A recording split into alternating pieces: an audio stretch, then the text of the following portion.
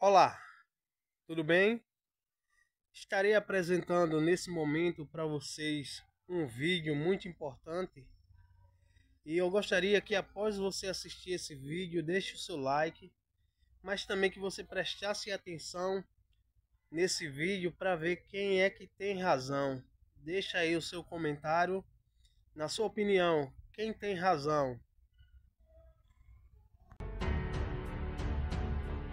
Ainda que eu falasse as línguas dos homens E dos anjos. Qual é a língua dos anjos? Os anjos têm uma língua? Deve ter. Uma língua que eles conversam entre eles, que não é português nem inglês, eu imagino que sim. Entre eles deve ter uma língua. Mas se eu soubesse essa língua e não tivesse amor, de nada me valeria.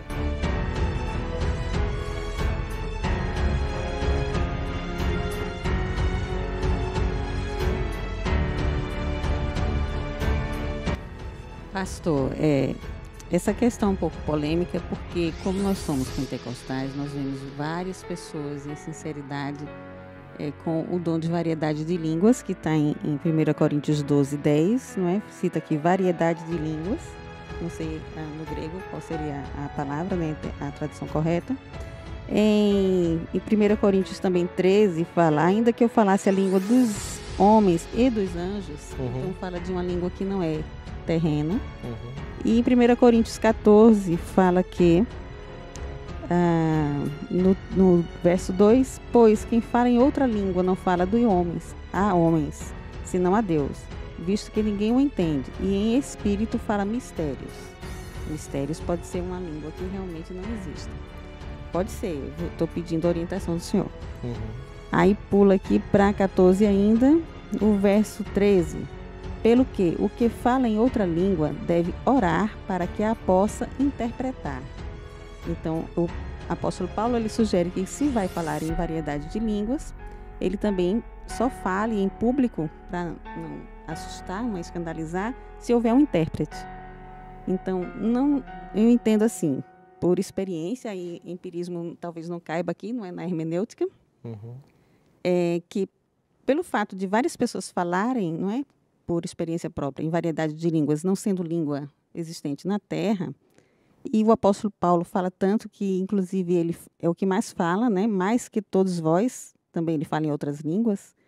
Aí nós entendemos, por experiência, mais uma vez, que realmente existe uma língua que não seja terrena, mas que não é útil porque é apenas, 1 Coríntios 14, apenas para edificação própria de si mesmo.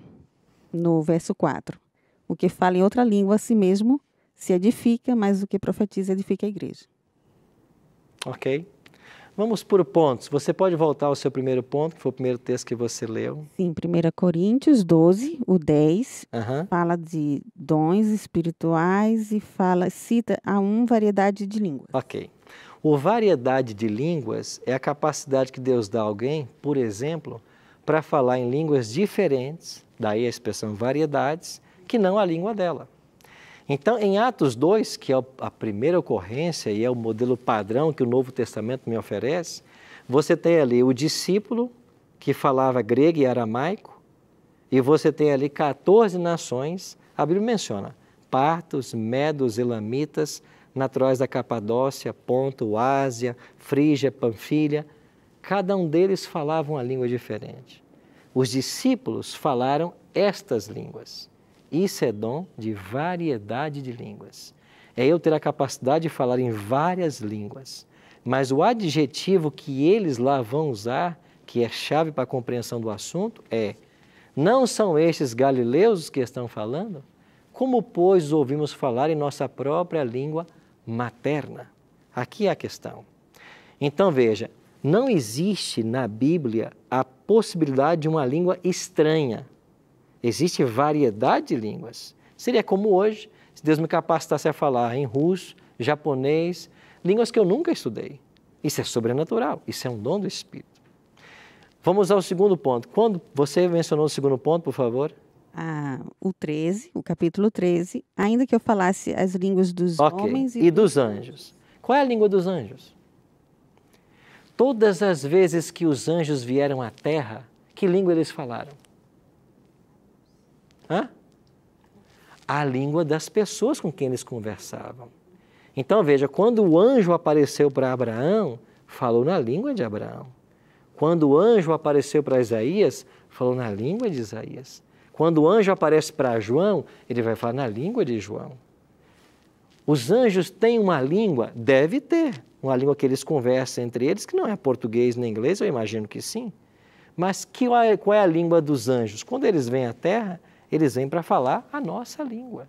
Sempre a nossa língua. O que Paulo está usando, uma linguagem poética, ainda que se eu soubesse falar a língua que eles falam, se eu não tivesse amor, de nada me adiantaria. Não quer dizer que Paulo saiba qual é a língua deles, porque Paulo em momento algum vai falar dessa língua. Então ele tem um texto que ele diz o seguinte: ainda que eu falasse a língua dos anjos. Entre eles deve ter uma língua, mas se eu soubesse essa língua e não tivesse amor, de nada me valeria. Mas você não tem um outro momento que Paulo está dizendo o seguinte: eu falo a língua dos anjos. Em momento nenhum. Então ele está usando uma forma poética para enfatizar que o cristianismo sem amor não é nada. Tem que ser a base, tem que ser o amor. Um próximo ponto. O 14 diz que, o verso 2, pois quem fala em outra língua não fala a homens senão a Deus. Então, se não fala a homens, não é uma língua terrena que ele está usando, porque ele não fala a homens, ele fala a Deus. Visto que ninguém o entende, e em espírito fala mistérios. Então, pressupõe-se que é algo que a língua terrena também não revelaria, por ser mistério. Aí eu pergunto, lendo o contexto do capítulo 14, o que Paulo está fazendo? Ele está fazendo uma asseveração ou ele está fazendo uma descrição de uma situação que vivia-se na igreja de Corinto? Ele está declarando uma verdade, que existe uma língua que não é humana, que a pessoa pode falar esta língua e que ninguém entende essa língua. Ele está asseverando que isso é verdade, ou ele está descrevendo uma realidade que existia lá em Corinto, que ele está combatendo. Então eu fico na segunda posição, porque você vai perceber no final do capítulo que Paulo vai dizer o seguinte: vocês sabem que eu falo muitas línguas. Vou parafrasear, né? Vocês sabem que eu falo muitas línguas, mas eu prefiro falar uma língua que vocês entendam a usar uma outra língua que ninguém vai entender. Vamos supor, de que adianta começar a falar em russo para vocês agora? Então alguém na igreja de Corinto estava usando um pretenso dom de línguas para defender uma posição de autoridade espiritual. E é isso que Paulo vai combater.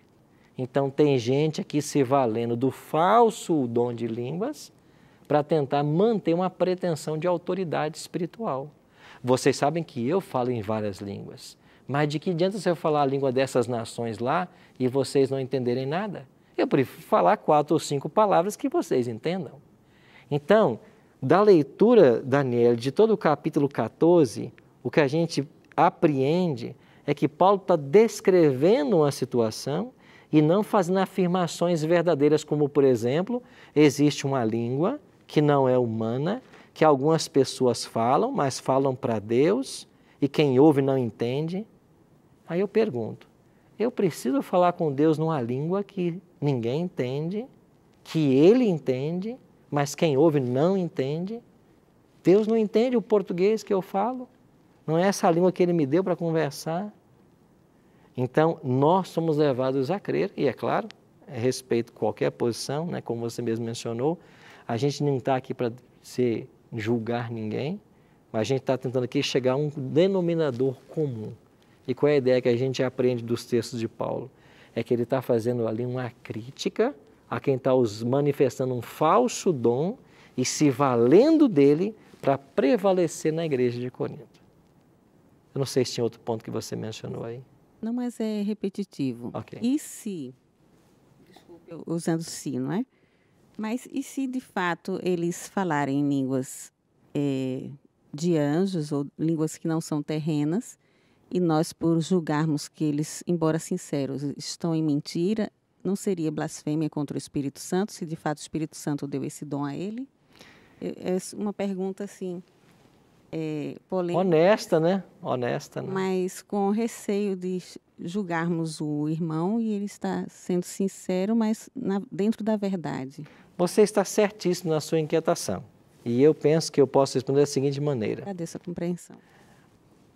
Todas as vezes que Paulo vai falar de dom espiritual, como eu sempre digo, ele tem duas ênfases nos dons espirituais. É edificar e é instruir. Se eu estou falando uma língua que ninguém entende, a instrução não pode acontecer. Como é que eu vou instruir se ninguém está entendendo? E aí eu volto à questão da racionalização que nós temos que ter com a fé. Por que Deus vai me dar a capacidade de falar uma língua que é desconhecida e que nem eu mesmo sabe o que estou falando? Porque, partindo do empirismo, né, que você mencionou, todas as vezes que eu tenho a oportunidade de entrevistar um pentecostal, um neopentecostal, eu faço a mesma pergunta: você fala línguas? Quem diz que fala, eu pergunto: você fala o quê? Bom, eu não sei o que eu falo. Bom, se nem a pessoa que fala está sabendo, se não há transmissão de conhecimento, como é que pode haver edificação? Então eu vou por esse ponto. Então eu entendo que o dom espiritual de línguas na Bíblia é Deus, ele dá quando há necessidade, e é a capacidade de falar uma língua materna que a pessoa não fala. E tem mais um outro ponto que é importante. Dentro do movimento pentecostal e neopentecostal, o dom de línguas, a fala do dom de línguas é chamada de a doutrina da subsequência. Ou seja, quem é batizado com o Espírito Santo fala línguas. Isso é o que a doutrina ensina. Mas veja, se eu pretendo que todo mundo na igreja fale línguas, eu estou assumindo o papel do Espírito Santo. Porque Paulo diz que o Espírito é quem distribui os dons, conforme lhe apraz. Então, o ser humano não pode distribuir dons na igreja. E nem pode pretender que todo mundo tenha o mesmo dom. Porque Paulo listou mais ou menos 30 dons, né, nas suas listas. E ele diz que esses dons são otorgados pelo Espírito, de acordo com a comunidade onde a pessoa vive. Agora, se eu disser que todo cristão tem que falar línguas, eu estou pregando o que a Bíblia não ensina. Aonde a Bíblia ensina que todo mundo tem que ter o mesmo dom espiritual? Só existe um dom que todos nós temos que ter em comum, que é o amor. Isso a Bíblia fala. Então, eu não posso pretender que a igreja inteira tenha o mesmo dom espiritual. Eu tenho que respeitar a ação do Espírito que vai distribuir esses dons para a edificação do corpo de Cristo. É assim que eu entendo o assunto. E eu volto a falar o que eu mencionei para a Cíntia, né? Eu acredito na sinceridade, no cristianismo, de muitas pessoas que falam línguas. Agora, por que elas falam? Porque foram ensinadas a buscar esse dom. E quando você encontra, é a minha experiência agora, quando eu encontro alguém dentro do pentecostalismo que não fala línguas, a gente encontra um cristão frustrado. Porque ele se sente um cristão de segunda categoria. Porque ele nunca foi batizado pelo Espírito Santo. O que é batismo com o Espírito Santo? Nós, para nos convertermos, temos que ser batizados por ele. Ser batizado com o Espírito é receber o Espírito. Ninguém se converte senão pela ação do Espírito. Então, o primeiro batismo, se assim podemos chamar, do Espírito, é quando alguém se converte. Quem é que se converte senão pela ação do Espírito? Então, você acha que uma pessoa que se converteu e não fala línguas não tem o Espírito Santo? Claro que não.